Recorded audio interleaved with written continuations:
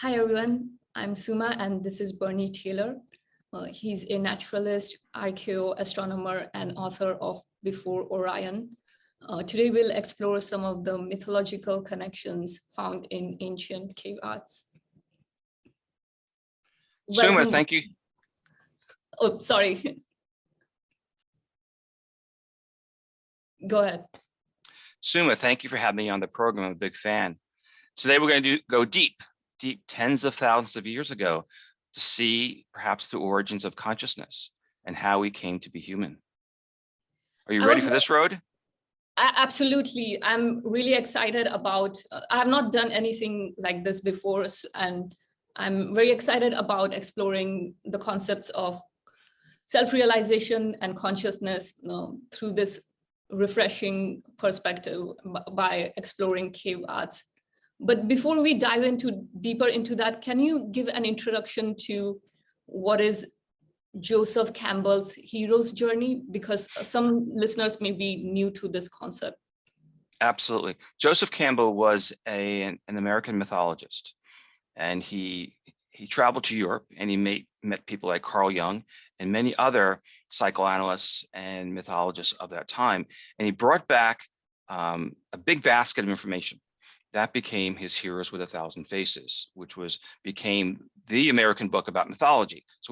So Joseph Campbell's major contribution was to bring back this basket information, synthesize it for an American audience. And he's become sort of like a spiritual leader. People put his quotes out, put quotes from his book out there. Some of those quotes actually come from other people, but they're out there as Joseph Campbell. What Joseph Campbell said, or he synthesized, was that there's a story of the hero. And the hero is a person from a humble background, typically an orphan. And this hero is called to an adventure. And the hero says, no, I don't want to do this. I'm not a hero. I'm just a simple person. And we can see this in Luke Skywalker and Star Wars, which Star Wars was drawn, the entire storyline was drawn from the Hero 1,000 Faces, the hero's journey. George Lucas used the themes. So the hero, the potential hero, doesn't want to go. He doesn't want to leave his home. He's happy where he is a little bit disgruntled about things. And then he's enticed to walk through the threshold. And the threshold is like walking through an arbor into a garden, or a trellis into the garden. All of a sudden, there's a magical world of flowers and trees and plants and other plants.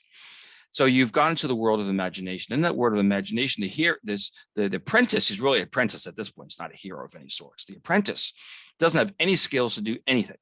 And so he's aided. And typically in Greek mythology, the apprentice is aided by like a goddess or perhaps a god. And in Greek mythology, the goddess would typically come in the form of an animal. So there's a kind of a mix of animism in there. Here, and as the hero goes on this journey, the apprentice meets many obstacles that he and more modern she has to overcome. And with the assistance of amulets and animals and other sorts of things and magic of sorts. The hero then comes to a crisis point. And the hero has to confront the monster. And that monster is really the hero, the inner self of the hero, and all the baggage that the hero carries, the apprentice at that point carries with him. Then the person goes, this individual faces faces the monster within, confronts the self, and learns about a greater perspective of humanity and in humankind. Then the hero returns back to tell the story or share the story to his or her his family, relatives, greater world. And that is the fundamental story of the hero's journey, which is we find all around the world. We find this fundamental storyline, and that's what Joseph Campbell spoke about. For the Chinese, it's the journey to the West. And of course, the West was to India and back to Eastern China. And we find this in Odysseus, who travels around the Mediterranean for 10 years after the Battle of Troy. We find this fundamental story captured in the mythology and films and great stories about time, because it's our own story. Everybody goes on some sort of a hero's journey, whether because we don't live in, stay in the same room, most of us, for our lives. So we go out of the room, we encounter people, we have challenges. So there's different elements of this hero's journey that we capture within us all. And one would imagine that if the story, this fundamental hero's journey, is within us all, we should find it back to our earliest stories. Joseph Campbell and others said that, well, all these stories around the world are the same. They're fundamentally the same. Therefore, they must have came from a singular point. And his book, The Hero with 1,000 Faces, meaning that there was one hero with 1,000 faces. It's the same hero. But that'll tell you or express that it could come from a singular point. In fact, we all at one point, we came from the same place. It was a very, very long time ago.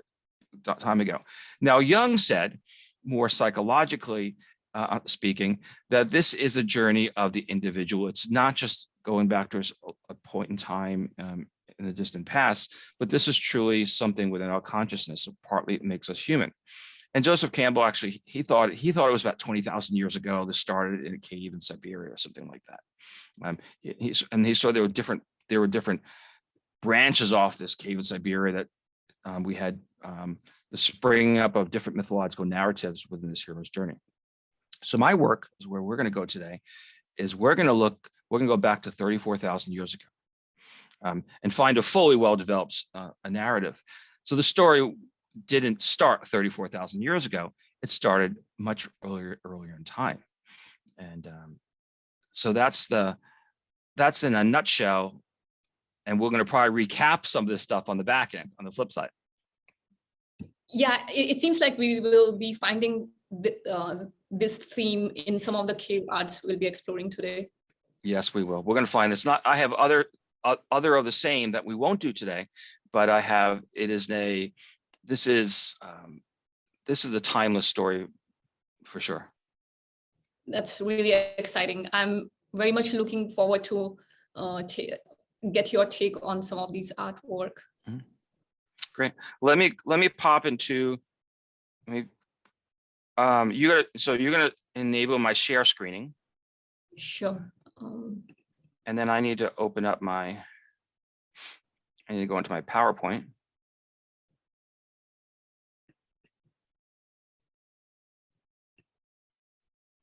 I need to go into my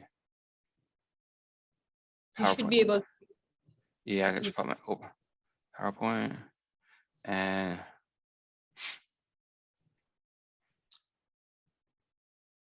And it's opening up, it's thinking. And then I'm going to go into slideshow, and I'm going to go from beginning.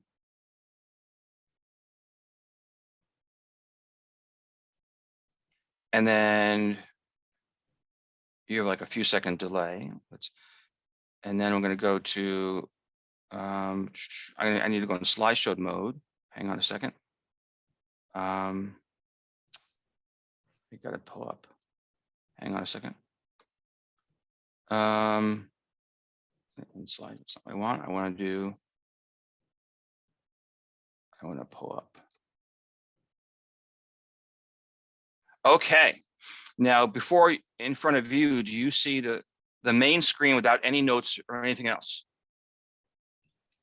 Yes, I do. So no notes, correct? No notes. Looks like a slideshow. Yes. Okay. So we're going to go at it. Okay. Finding Philemon. From where do angels come from? Those intermediaries between people and the divine that are found by many names around the world and throughout historical time. First, thank you for giving me the opportunity to present Finding Philemon to your viewers. My name is Bernie Taylor, and my research explores a deep root to mankind's critical capacity by looking at how we came to view our cosmos through the study of Ice Age art. In this presentation, we will journey back in time to the earliest depicted angelic projections from the human imagination to better understand how they came to be. This pictured angelic character was painted by the Swiss psychoanalyst Carl Jung. The avianoid, who he called Philemon, first came to Jung in a dream in 1913 Later in life, Philemon and Jung often conversed as he walked through his garden. Jung credited insights about the human mind through his dialogue with Philemon. Was this great psychoanalyst delusional, or did he tap into something common with the great prophets and spiritual leaders of the past? In this discussion, we will look back in time to better understand Jung's angelic vision. Belief in the angel, a human bird avianoid, as a messenger between humans and the divine is widely found in religious literature, art, and in the anthropological record. Here we find the angel Gabriel in the Abrahamic traditions, who was a messenger to Mary, mother of Jesus, Abraham, Daniel, and Muhammad. The avianoid comes in many forms. It's not unique to the Abrahamic traditions. The Greek Zeus, god of sky and thunder, who ruled over Mount Olympus, transformed himself into the eagle Agalar to swoop down and abduct the young boy Antinous, who would become his cupbearer. The falcon-headed Horus was an intermediary to the divine for the ancient Egyptians. This giant bird Garuda was a mount of the Hindu god Vishnu.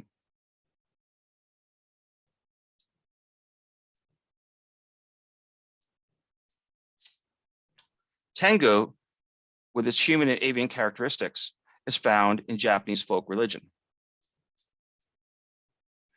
In ancient Babylon, an important deity was the winged avianoid Ishtar, and in ancient Assyrian, the benevolent genie was winged.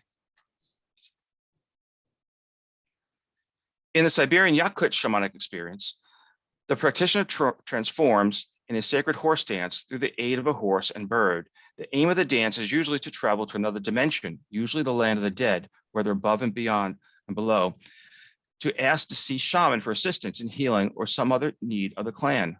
The tradition of asking the deceased for assistance, whether they be demigods or saints, was widespread in ancient times, as well as in practice today. This chronicle of the Yakut shaman's sacred horse dance was documented about 1900 by a Russian ethnographer. We should watch for transformative practices, including through birds and horses, and consider the concept of healing in the arts as we go along. On the American continents and Siberia, animistic peoples adorn the wings of a bird to connect with the great mystery. The wearing, or just a single feather to aid in that connection to the beyond, which goes by so many words, can be found almost worldwide among people who not long ago were presently or currently in the past hunter-gatherers. This is a global phenomenon that may reach back to our earliest animistic root deep in the Paleolithic past. We can draw what has been learned from anthropologists and then look to the archaeological record for further study. There we may find more about from where the avianoids of animistic shamanic in ancient times to the present originate, and whether these images are truly angelic messengers or mortal projections. Let us now enter the Paleolithic mind that I believe to still be our own. Clues may be found with this prehistoric avianoid in the French cave of Lascaux to about 17,000 years ago. He's in the so-called shaft of the dead man. Note there's no evidence he or anyone else was dead in the shaft. The bird man is surrounded by a bison who appears to be dropping her calf and spraying rhino and a bird on a post. The orientation of the bird on the post and the hooves of the rhino establish the lower horizontal plane. The birdman is at the same angle as the heliacal rising of Orion relative to the horizon. The heliacal rising is the first rising in the spring, in the morning, before dawn. Note that the orientation of the constellation to the horizon changes over time and in different locations. This pictorial astronomical relationship is not likely to be by accident or chance. We may find more clues in other Upper Paleolithic caves. On the Agnes Day panel in the French Grotte de Père from an earlier period, we find this agitated mare looking over her back. Picasso appears to have borrowed this horse from Grotte de Père. I mean, being generous with the word borrowing. The Spanish artist had an interesting twist on this perspective. In his words, I would rather copy others than repeat myself. And that way, I should at least be giving them something new. We can compare an expanded view of the original panel to my outline masked birdman character. The mask is most representative of a griffin vulture. Less obvious are the rump and forward rear leg of the horse that have the appearance of a plunge diving turn. Note that the birdman merges with the previous pictured horse to become a kind of centaur. The vulture gives him the wings to fly, the turn to plunge, dive, and the horse the ability to run fast. They may also gain use of other sensory traits, such as higher levels of vision, hearing, taste, and smell that may not be as strong in human animals. Picasso borrowed this upper Paleolithic avianoid for his 1936 painting, curtain design for Romain Rolland's play Les Juliet 14. Note the long beak, strong breast, large fingers, and odd feet on both avianoid characters. We may find earlier evidence of the avianoid in art at the Paleolithic cave of El Castillo on the Iberian Peninsula, and perhaps find a point of origin, where on the 10-meter across panel called the Gallery of Discs, there are more than 80 red discs that are on average about the size of the palm of your hand. One disc among them has been dated to at least 34,000 years ago. On this panel, we find an archetypal teacher and apprentice. We may also refer to the archetypal teacher as a spiritual leader who is the internal guide from the place of the ordinary to that of the extraordinary, such that he may take us today. Note the wide interested eyes of the apprentice and how the teacher speaks into his ear. He appears to be sharing a captivating story. Maybe he can tell us more about the origins of Philemon. Let's listen in. Also listening in on the shoulder of the teacher is a fledgling golden eagle that stands about a foot tall. This is roughly a mid to June time period for the young eagle. The artist is designating a time and place. There's also this masked cosmic man, avianoid, whose left leg and arm are raised. The right hand holds what appears to be an egg. His left arm has a feathered texture. We can take a look at the mask of the cosmic man. Note that he has one eye on the left side of his face, and the right is the beak of an eagle. One can see the impression of a nose below the mask and what appears to be a mouth and teeth above the dropped chin. This is where we truly see the many realities of an animus. When we turn our heads 90 degrees sideways, which may take us out of our chairs, the teacher and the fledgling golden eagle transform into the mask of the cosmic man. See how the artist used the juvenile eagle to form the beak on the cosmic man's mask. The artist is telling us that the bird and the man are separate, but can also be the same. The avianoid is not of the divine. The teacher travels with the assistance of the bird to another reality or dimension, which is of the divine. We will learn more about these concepts as we go along. On this panel, we find a speckled mare. She is agitated and appears to be leaping with her head turned as if something is on her back.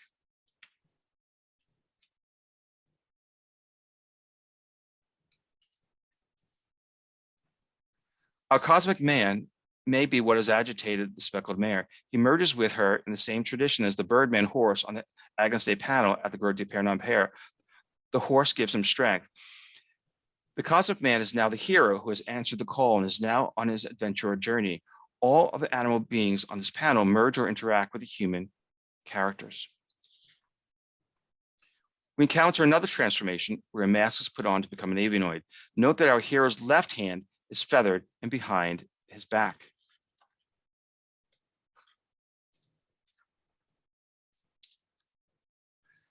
This is also the feathered left hand of the cosmic man. They are the same character.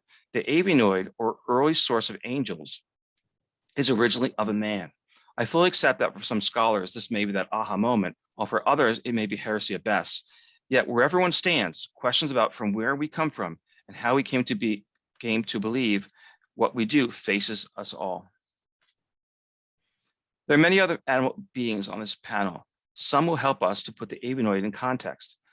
One is the spinning bottomless dolphin. Note the dolphin is depicted above the surf. We have now entered a marine environment.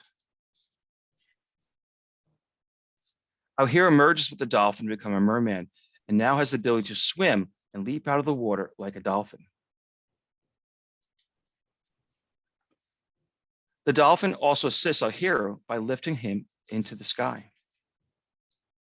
He reaches the far shore, which is now West North Africa, to be greeted by a monk seal.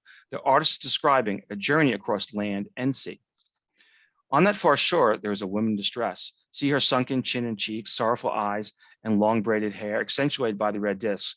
When the damsel in distress archetype is encountered, the story is evoked. The surrounding characters fill in the cast. There's a Spitzer's dog with its tail flopped forwards. Present-day DNA studies indicate the Spitz is one of the oldest known dogs. Here are an elephant drinking water from a pool and another with a raised trunk, or so it seems. Turn your head sideways and you see that they are the same elephant the artist formed from the same ear and trunk. Our hero enters and swims in the pool. See his head and arms freestyle swimming. Our strong swimmer's heads show him coming up for air between strokes. He encounters the elephant in the pool. The artist depicted an aerial view of the elephant in water with her floating ears. We find pictured here an inner conflict. Our hero meets and struggles with his self, where we will soon see is another time and place. Perhaps this is an apoplectic version of the ghost of Christmas past. The hero has external battles as well. He counters a lion who paws him to the ground. The hero prevails, becoming the apex predator, and as a symbol of that great strength, he wears the red spotted pelt. This depicted myth is, of course, connected to that of Hercules, who slays the Nemean lion in a deep cave and takes home the bloody pelt as evidence. We continue on to find a mother bear watching her cubs climb a tree to safety, and a large toothy crocodile, which our hero gets mixed up with.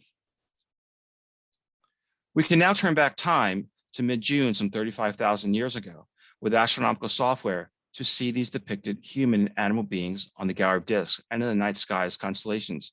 The journey of our heroes mirrored in the night sky. We can recognize many of the constellations in the Greek astronomical record. Traveling from north to south at the top of the panel, when turned 90 degrees, we have the mass cosmic man, who is the constellation Hercules. The eagle that he emerges with is Aguilar. The eagle also merged with the horse that is Pegasus to give her wings. Remember, Pegasus is the constellation. We return to this character again. In that great astronomical expanse we call the sea, is the bottomless dolphin, Pisces, which is swimming southward. In a scene we can now recognize through astronomy as a knight's journey across water. On the southern shore is the monk seal, which the Greeks found to be the monster Cetus. I've swum with monk seals and found them to be playful.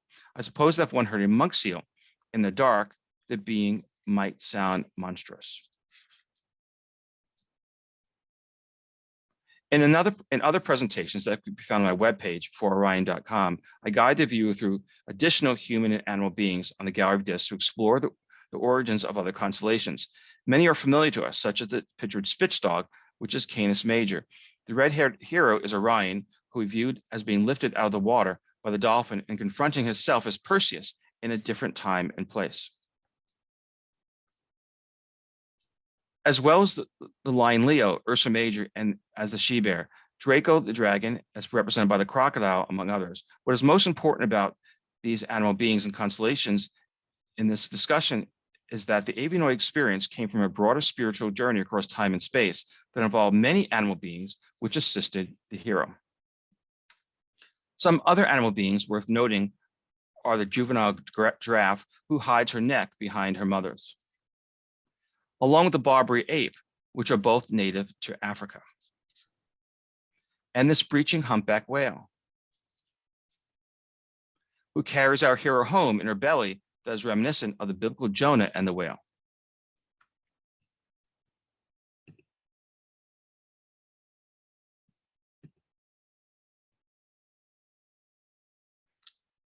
It's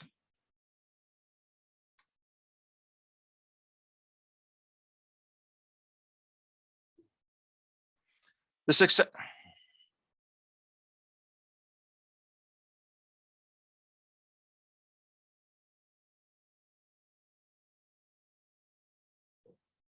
Okay.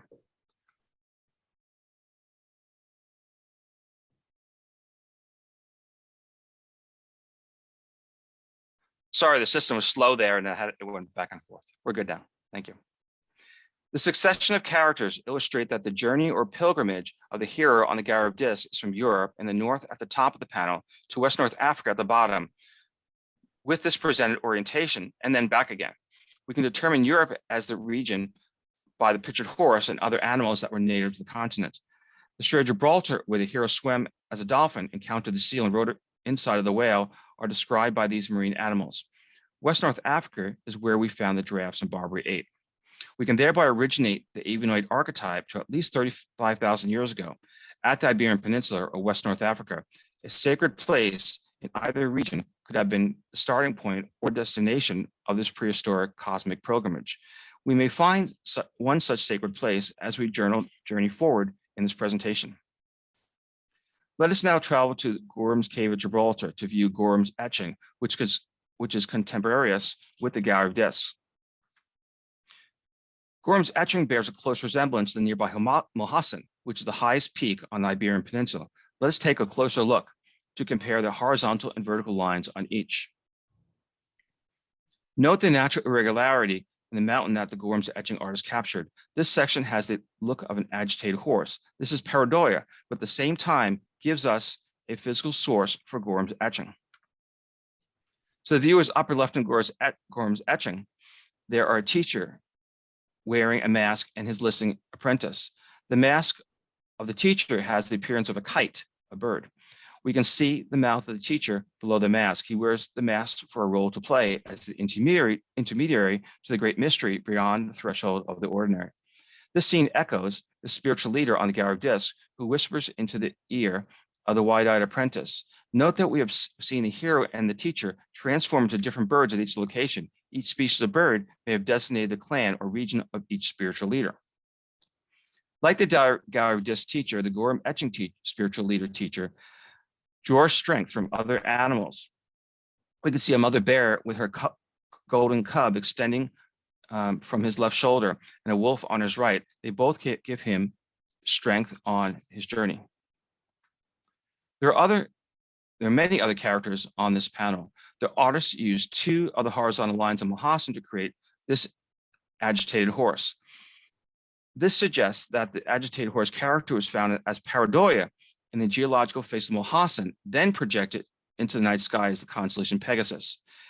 Afterwards, the image was transformed to other cave walls. This observation is consistent with animistic traditions, where we find the animals' geological formations and the stars as being spiritual.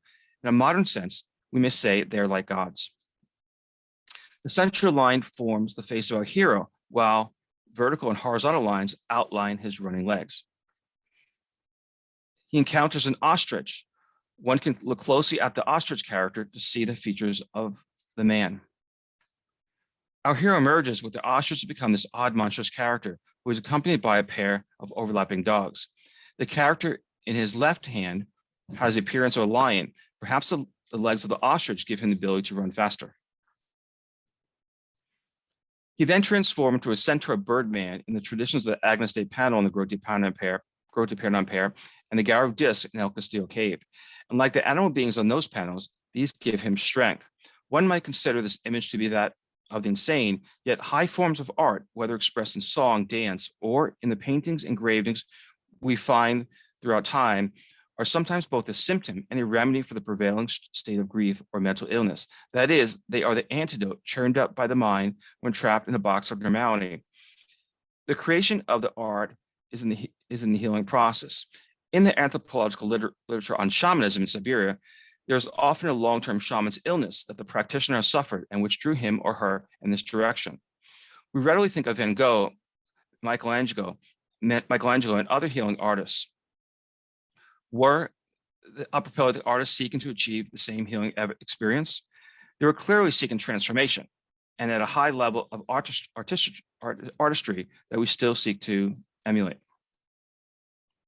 We find a cosmological connection on our transformed Gorham's cave hero. The bright star Sirius and Canis Major as designated behind both Orion characters. Sirius is an actual star on the flank of the foredog at his rear. The character in his left is Sedlion, who guides Orion in Greek mythology. In this series of images, we find that the underworld or inner cave is a reflection of both the terrestrial and stellar realms. They are the artist's cosmos and consistent with the shaft of the dead man in the Lascaux cave and the gallery of discs in the El Castillo cave. This may portray the cosmic entrance point on the path to spiritual or psychological healing.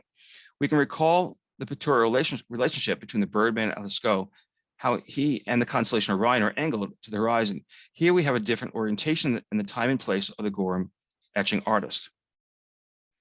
Throughout these images, we have found that the teacher's spiritual leader has guided the initiate in us through three realms that structure the interwoven fabric of his cosmos. Those are the mortal plane, the underworld, and the celestial realm, which can neither be studied empirically nor consciously experienced, and thus evade the tools of scientific analysis. Jung was the teacher spiritual leader of his time. Through his own psychic healing, Jung surfaced an archetypal avenoid from within that gave him the ability to find wisdom and strength, as did teacher spiritual leaders who visited the upper Paleolithic caves, prophets from the ancient world, and the faiths they left to us, as well as among animists and shamanists from long ago to this day. My interpretation is that Philemon was a mortal projection and not a divine angelic messenger, as were evidenced by all of the other avenoids explored in this presentation that Jung was consciously and unconsciously aware of. These mortal projections were retained in Jung's personal unconscious and are held somewhere deep in the well of our collective unconscious from a time when we all consider ourselves to be animal beings. These avenoids continue to be transformative characters that we easily recognize as they speak to our psychological willingness to interact with and draw our strength from other animal beings. The transformative avenoid is often integral to the spiritual experience that is at the core of our being and apparently unique to humans. Garudasana, or ego pose in yoga, along with other animal being helpers, and the movements through the cosmos in this practice are barely indistinguishable from the animistic cosmic interconnectedness projected by the cave artists. We still see remnants of a common spiritual psychology in the ceremonies and images around us. These traditions and archetypal characters are the port from which we sailed and the place that is our cultural heritage. Without appreciating the spirituality of these hunter-gatherers within ourselves and how their ideas branch to the religions of our time, we are like a ship adrift at sea with empty sails. We're unable to recognize what we truly believe, forever being tossed in the winds and currents of succeeding theologies. Our ability to look back tens of thousands of years in the upper Paleolithic cave record now connects dots in our psychological understanding of the avenoid, including Philemon, bring and not yet forgotten spirituality back into the light. Thank you again for the opportunity to present my research to your viewers. More in my work can be found at these sites. I am always open to cooperating projects and virtually present my work to community and academic audiences. Thank you. That was really informative. There's so much to absorb from some of these cave arts. If you had to summarize, what are these cave arts pointing towards when it comes to consciousness? That's a good question. That's a very important question. And what we learned a few things. One of the things that we learned is that art itself comes from pareidoia. Okay, so people found images in their minds in the rocks and in the night sky. As far as we know, we are the only animals that can do that. The only ones. Another thing we learned is that we can think backwards and forwards in time. We've been doing this for tens of thousands of years. We are the only animals that can do that. All other animals react to light, dark signals and other things in their environment. So consciousness. So where could consciousness come from? Well, I would say that chimpanzees are highly intelligent, and they're conscious of who they are or who their relations are. Chimpanzees can do sign language. They have emotions, they have feelings. They're, as we learned from Jane Goodall, but they don't have the same consciousness as we do as Homo sapiens, as modern man. And I think that the difference between the two is that we have the ability to make up stories in our heads. We have the ability to make up stories in our heads because we have stimuli in the world around us that we perceive those stories. Going back 34,000 years ago, we found stories in rocks. We found characters in rocks. We made stories out of them. Those stories that we had from our own experience, Joseph Campbell's hero's journey sort of stories, the stories of our lives. So we integrated our conscious self, our conscious who we are, into the world around us through these rocks and into the night sky. And we made incredible stories, fascinating stories that we still have to this day, tens of thousands of years later. Tens of thousands of years later, we can look at these cave images and we say, well, I know that character. I know the basic storyline. Travels from the Iberian Peninsula to Africa and back again, and meets all these animals along the way, and encounters fights a lion, become the apex predator, encounters a crocodile that ultimately becomes a dragon Draco. So what is consciousness? Well, one could say a worm is conscious, right? I mean, one could say that, but there's perhaps different levels of consciousness. And I would say that the distinction, what makes Homo sapien, modern humans, or even ancient man or prehistoric man conscious, is our ability to tell stories that we make up in our heads, stories that we can see in the sky and the rocks around us. And by being able to tell those stories, we can then have common beliefs. We can share stories, and we can be together as larger communities and organizations. And through those larger communities and organizations, we can achieve common goals. We can build things. We can share ideas. Everybody doesn't have to figure out things independently, but as we travel and share our faith, truly share our faiths, right? That's what it is, and our spirituality. We carry other good and bad baggage along the way, and we take good and bad baggage back home with us. So what is consciousness from my perspective at this level of consciousness? It's the separation between the man and between modern man, or modern people, and the chimpanzee. And what are your thoughts on the concept of transcending consciousness? Do you think that's really possible, or is it a myth? I would say that in the minds of these upper Paleolithic cave artists, they transcended consciousness. That when they were in the deep caves and they made these images of both the terrestrial plane and in the sky world, that was their act of transcending consciousness. They traveled to a different time and space. They traveled, I mean, I could close my eyes and knowing north to south, walk outside, and I could carry the story through the night sky without even looking, by just knowing the characters and who the apprentice and the hero meets on his or her journey in today's world. So it is transcending. The story transcends consciousness itself. And when you go to see a movie, it doesn't matter what the movie. It could be a love story, it could be action adventure, it could be Star Wars. When you interact, you unconsciously interact with the characters. You feel what they feel. You can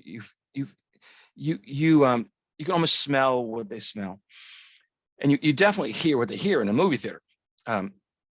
With modern sound devices, you are transcending consciousness. That you see an imaginary character, whether it's human or Mickey Mouse or Donald Duck or any other Disney sort of animation character, and you cry in that movie theater. Okay, you felt their pain. That in itself is transcending consciousness, and you're reliving stories that have been told in all those stories. You relive stories that have been told for tens of thousands of years about the human experience. Now, these cave artists, they transcended consciousness in a similar way, in that they transcended to the earthly world and the sky world, but they needed to transcend that consciousness because that's how they passed on information, just like we do with books today. So we've passed beyond the cave art medium, and we now use books to tell these stories, or movies or theaters and plays. So I believe that these are all transcendental experiences, and I'm 100% sure that the cave artists believe that they went out of their body, that they merged with a horse to become a centaur, and they merged with an eagle to give the horse wings to become Pegasus, and that they swam with dolphins, and that they grabbed the nose of a dolphin and felt as they were being riding, they were being above the surf and flown to the stars. I believe that the cave artists, all this was in his or her, I believe mostly male in these cases, were in the minds of these artists. And that was their fundamental belief system. Now so I've shown you images that went 34,000 years ago to 17,000 years ago. I can take this in cave images down to 12,000 years ago. Can you imagine a religion or a spiritual belief of sorts that goes from 12,000 to 34,000 years ago? That's 18,000 years. In modern belief systems, spiritual belief systems, pick any of them, how many go that we were aware of, how many have been more than 4,000 years? How many more than 4,000 years that we can currently chronicle? It's extraordinary.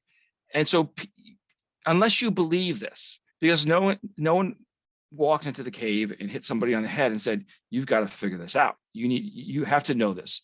Otherwise you're hung at the stake or something. The people believe this, and they carried around as they went, and they projected slightly different variations of these stories on their own journeys. But it's so we are creatures of imagination, and that our imagination is how we transcend consciousness. And the next time you go to a movie theater and you cry at a love story, or someone leaves or someone arrives, or consider that concept, that those people are actors. They're on a screen in front of you, or on Netflix. It's all our imaginations, and that in itself is transcending consciousness, from my perspective. Just to bring in a critical point of view to this conversation, Sure. There are some researchers who speculate that some of this cave art could be drawn because of the entoptic phenomena. Sure. Mm-hmm. What do you think? I think it's complete nonsense, absolute nonsense. And so let's look at, if I'm not sure if you've ever taken any sort of hallucinogenic drugs, right? Okay, that's what they are. But one could take the only option for these cave artists would have been mushrooms, psilocybin, some sort of psilocybin mushrooms. Okay, and there's one thing about if one takes psilocybin mushrooms and just tries to jot some notes down and go check it later, what they'll find, the first thing, is that they can't read their own notes. So when you take psilocybin mushrooms, you lose your eye-hand coordination. You can't be doing this art. You can't be doing this art using psilocybin mushrooms. It's completely impossible, because the art is just too detailed. And this art had to someone did this for months, some of these possibly even years. And so I don't believe it has anything to do with hallucinogenic drugs. And then there's another point, is that you've seen the Gorham etching was about a week's walk away from the actual Mohassen. Okay. So at what point did they take the mushrooms? Okay. So what comes first, the chicken or the egg? I don't believe anybody looked at Mohassen, which you can see today. You can see the lines, and it was taking mushrooms. So, oh, I see lines. And then they wouldn't put that to a cave. Because it's just, because one could possibly say that you taken mushrooms, you saw, Mohassen, you saw the pareidoia, but I can see the pareidoia without mushrooms. So, and then one could go to but when you're actually projecting that onto the slab that has the Gorham etching, that's a highly detailed image. I mean, that entire panel is about the size of, it's like this with your hands. So some of those characters, features are like this, arms and legs and maybe heads are like this. This is highly detailed, multi-layering, and it depicts not just Gorham etching, but Mohassen, but it depicts the night sky. So you're asking, so the question comes from the part two of your question really is, well, why do you think people believe, anthropologists, archaeologists, we know that, why do they believe that hallucinogenic substances, a word they don't like to use, is the origin of cave art? It starts with a book by Lewis Williams, an archaeologist in South Africa. And he said, he studied what he called shaman, but they're local people, the San people, they're not shaman, which is a Siberian word. He said that the San people were going to the panels of rock art, and they had a transcendental experience by touching the animal would take them to another dimension. Okay, there are a few problems with his work.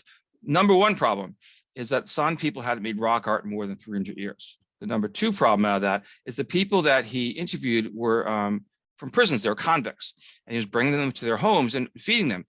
And they gave him what he wanted to hear for as long as they fed him. Okay. And so there's a few huge problems there with anthropological techniques. So then what he said was he couldn't figure out a way that why the San people 300 years ago were doing this on wall art outside of caves in the open air.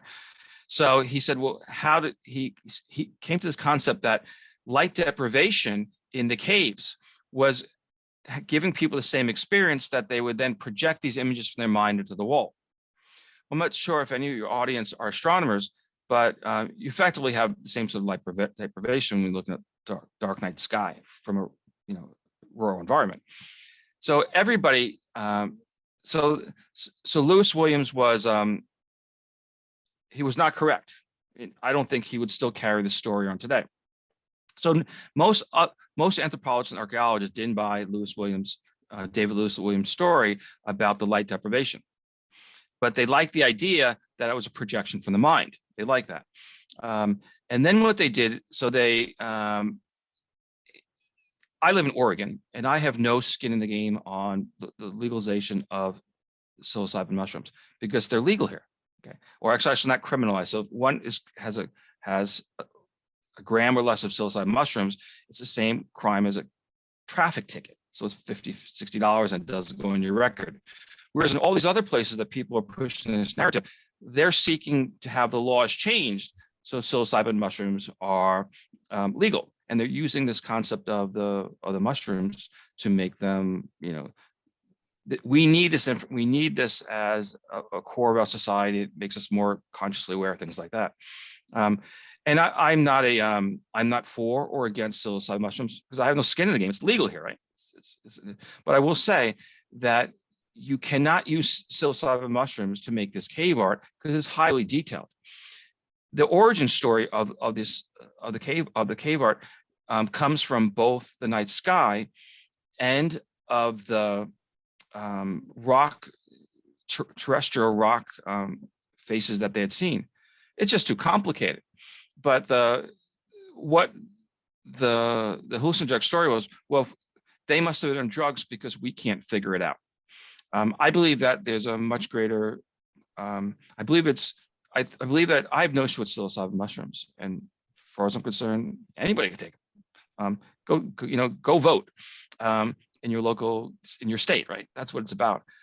But I think that they're completely unrelated. Now, there's other work that some archaeologists in Britain did that goes along with mine as well, is that the cave images that you see, the artists didn't just choose any panel. The artists chose panels that had natural irregularities in the rock already. And they saw that as a transcendental connection between the terrestrial plane, the mountain or where the geological formation was, and that's that magical place in the cave wall where the two meet. And so again, are people with light deprivation on the hallucinogenic mushrooms walking around caves looking for cracks in the walls, natural irregularities that look like the mountains on the terrestrial plane, which then are mirrored in the night sky. It just seems if someone's been on mushrooms and they've danced and they sang and they had a great time listening to music, it doesn't seem that you have all of you're not running on 8 cylinders to be able to do all these complicated things over fairly long distances. So that's that's a very good question. I'm glad you asked that because most people are afraid to ask that question. But thanks for as a devil's advocate. I'll take it. That's how you did. Yeah. Now in Los Angeles, where you're from, is psilocybin legal? I'm not sure. I don't think it is. I think it seems like there are maybe 2 cities in California, Santa Cruz and Oakland. Okay. But I'm not 100% sure. I'll have to look it up. It's decriminalized in the state of Oregon. So one could. Now here's another thing is.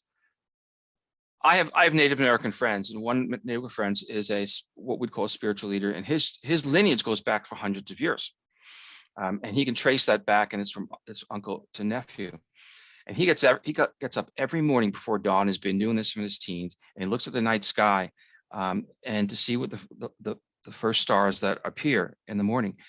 And they tell him what will happen going forward to the future. It's like a solar calendar to us.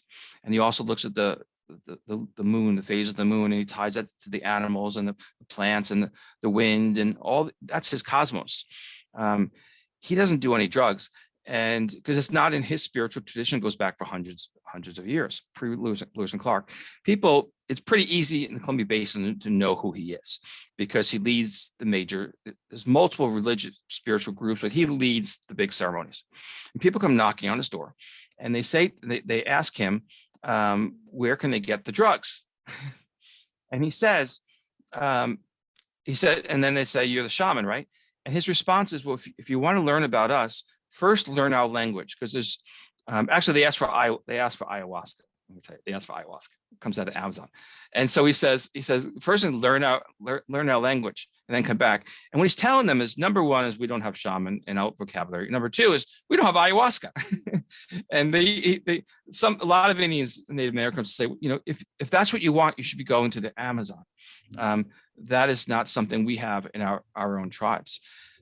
In fact, in the psilocybin debate, it's still going on in Oregon, and many of the counties want to ban, to not have it legalized, have it in use. And one of the counties is actually Umatilla County, which has the largest population of Native Americans in the state. So it's the tribes are saying they don't want the psilocybin. So this is not a native thing. The tribes have a lot of issues with substance abuse, and they don't want another white man's drug into their environment. And as I say, I have no skin in the game. If people want to use psilocybin or don't want to use it, it makes no difference to me. It's people's personal choice, the same way as drinking alcohol. It makes no difference to me. I'll never tell someone to drink. I'll never take someone's mushrooms away from them. It's their own personal choice. And if you can travel to Oregon, and it's decriminalizing, you can go to the wineries and drink Pinot Noir, or you can go find mushrooms and sing and dance and have a great time. Yeah, I was just being a devil's advocate.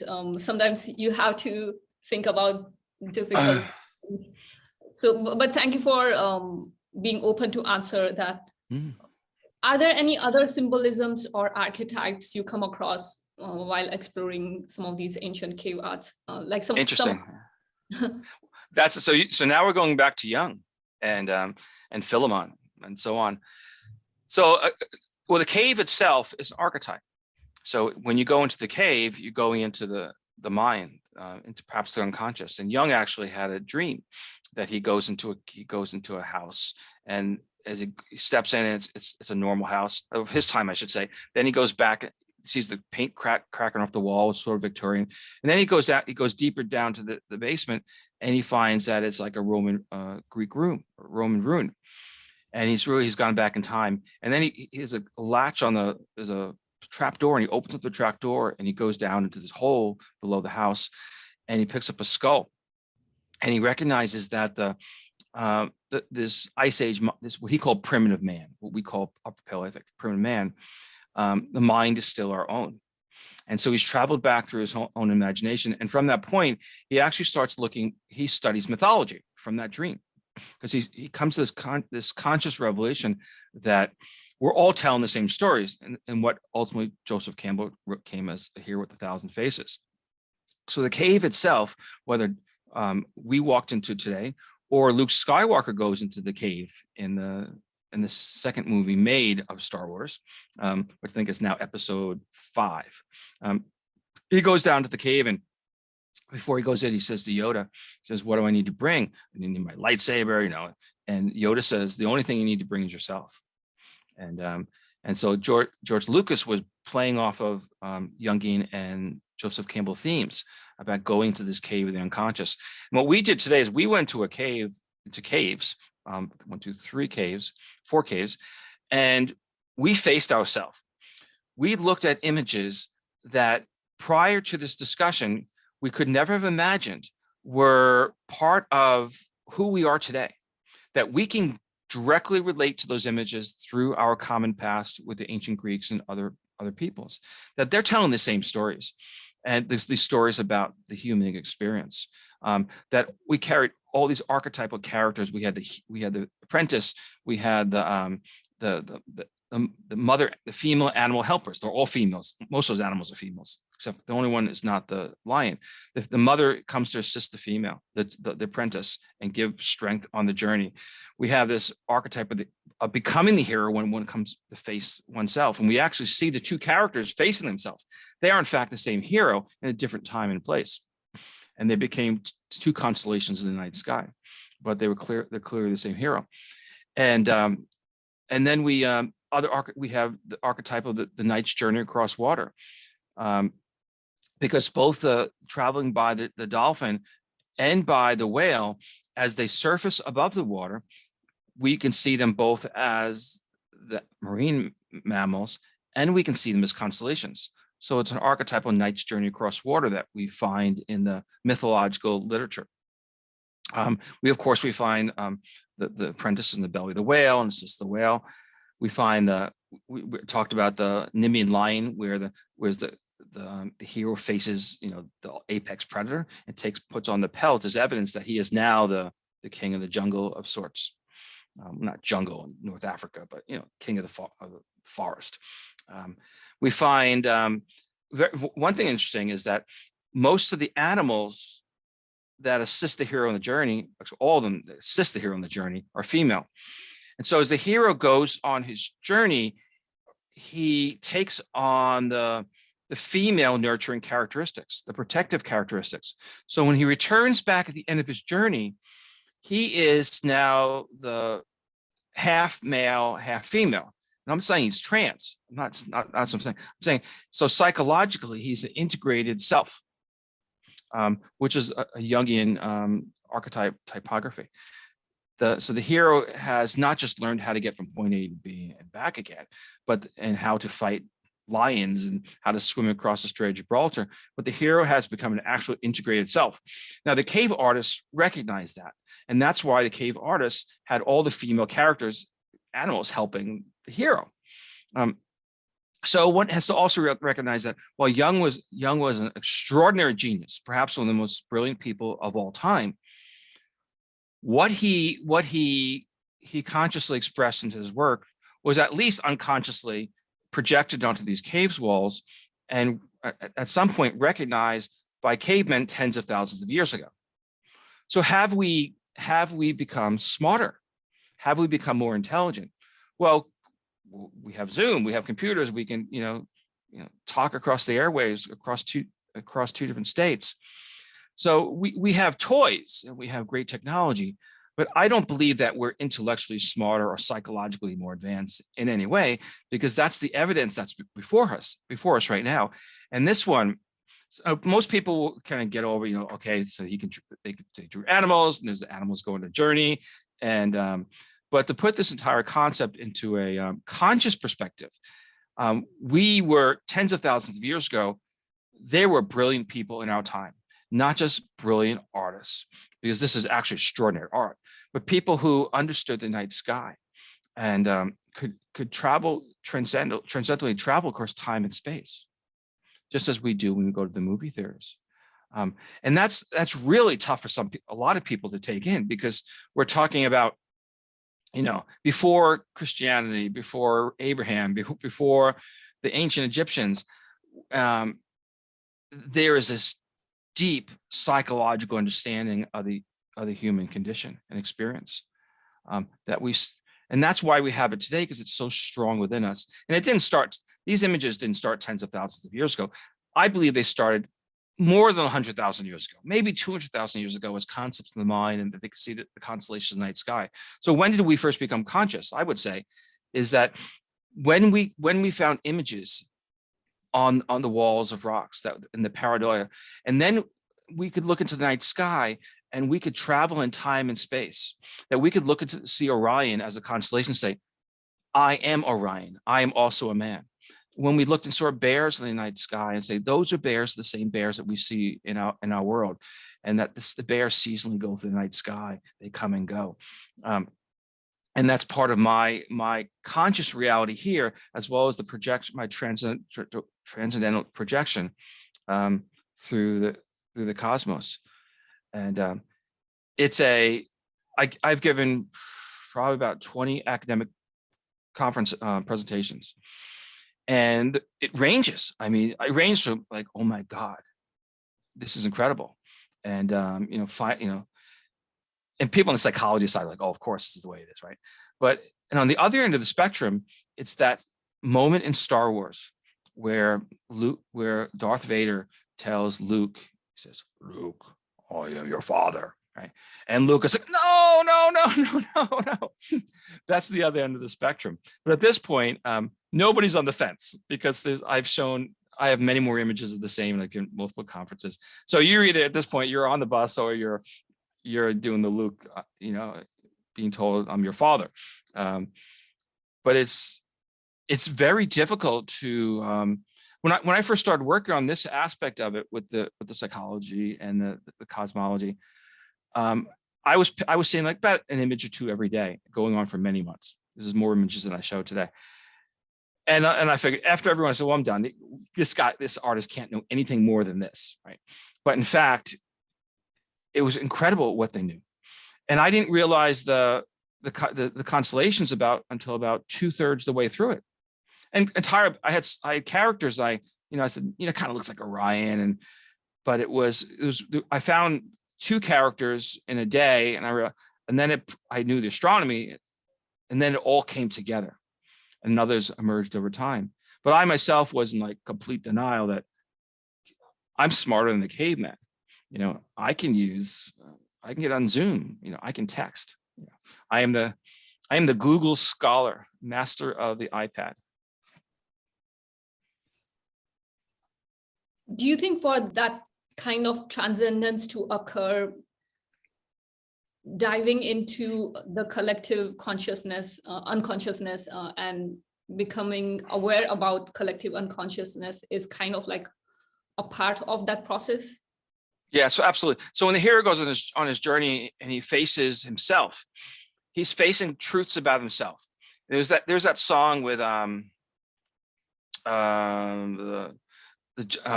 facing. There's actually a song when you come to face yourself.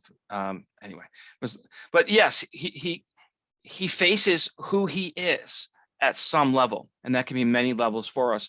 And for me, I had that transcendental experience of sorts, whereby I came out of myself and looked in the mirror, and I said, oh my God, this is crazy. But I have to accept this what it is. And that was difficult for me.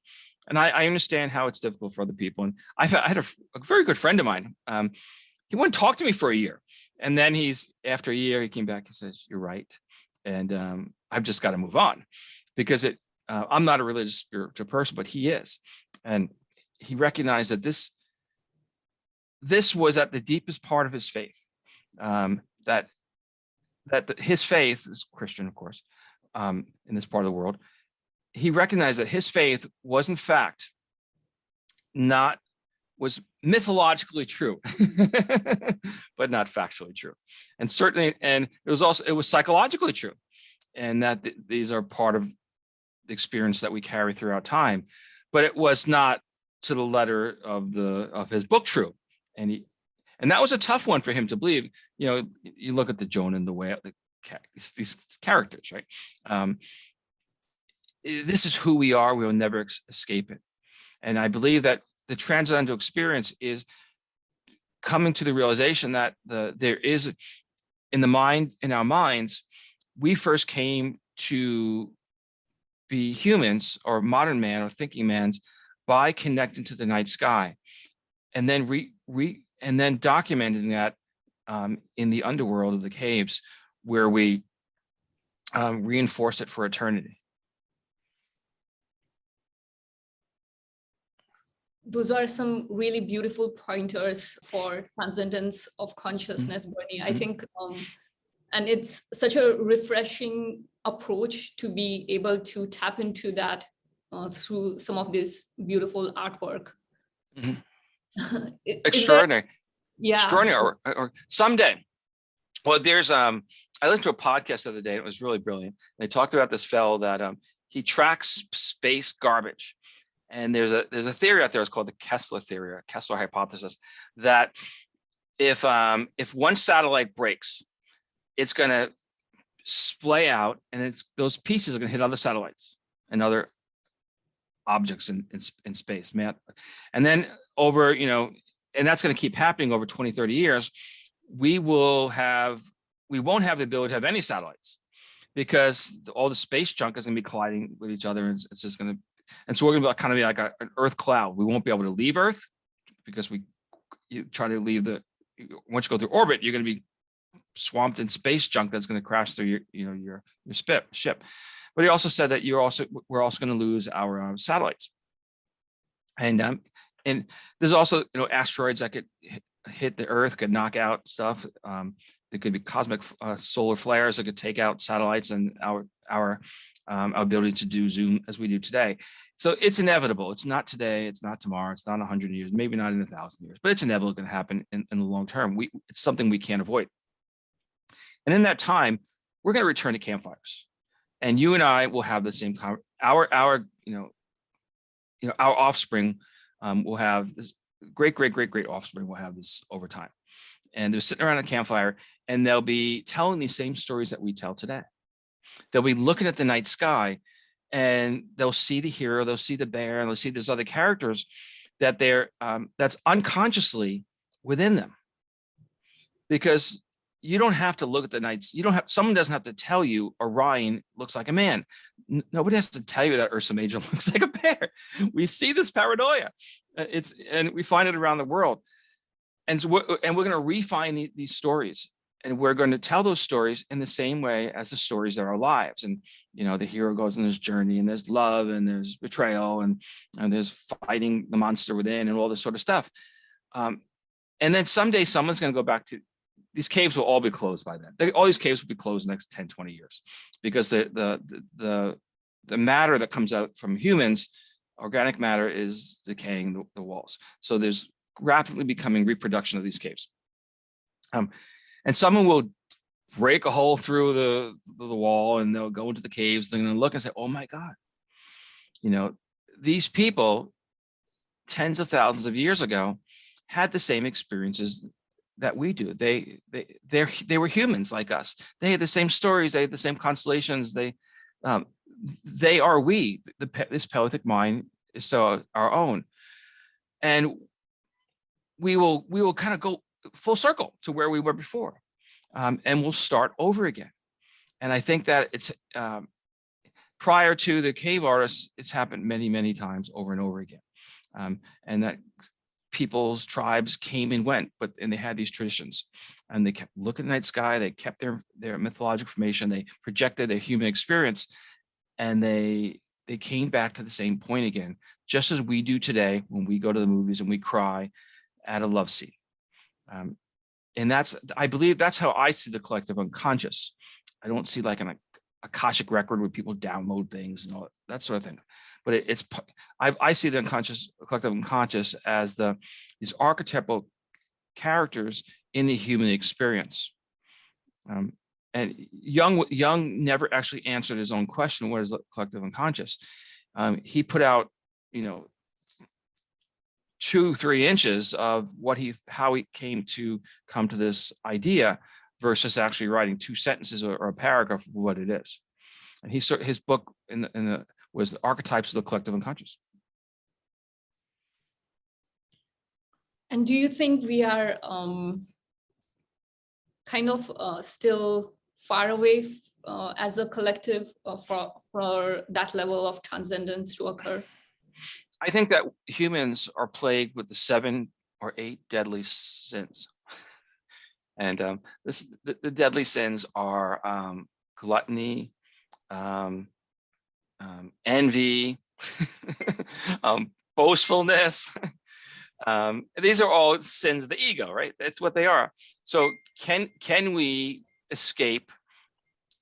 Can we escape the 7 deadly sins, the sins of the ego, to not be the original, to believe ourselves to be the origins of everything, and that we modern people in this day are so much smarter than everybody else that came before us, because we're not, and that's what this evidence points out.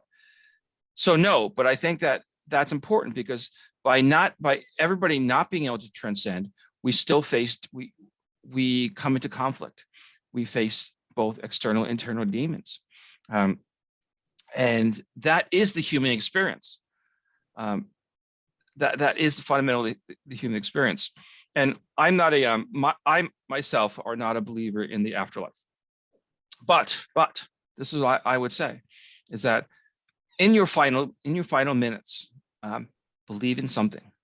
Whether you believe you're going to be singing with the angels, or you're going to be, laying on a beach, or in my case, I believe that my everything about me will ultimately blow into the wind and be in the cosmos, and which actually is going to happen to everybody, but physically everybody. But whatever you believe, make that your final belief. If it's in the arms of a loved one, your children laughing around you, because that is your eternity. Whether your eternity is 5 seconds, a minute, or for forever, you want your last belief, whatever it may be, to be your ending belief. And that is, I think that's my healthy way of seeing, rationalizing and communalizing everybody's beliefs, is that make that your last belief.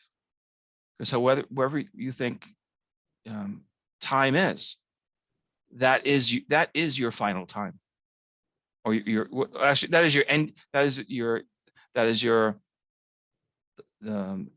transcendental time. That's a beautiful message. Thank you for that, Bernie. I think that's a really nice note to end this video on. Would you like to share something with the audience today? Well, thank you for having me on your podcast. I'm a fan.